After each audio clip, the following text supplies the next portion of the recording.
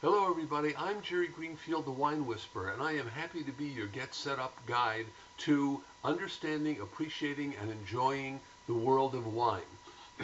Another class that we are offering is an introduction to the red wines of the world. We have one class on white wines, we have one class on red wines, where I will take you through and explain and help you understand and help you appreciate the various kinds of red wines that are available here in the United States and pretty much around the world. The most popular varietals of red wine, Cabernet Sauvignon, Syrah, especially Pinot Noir, which is a wonderful, wonderful wine.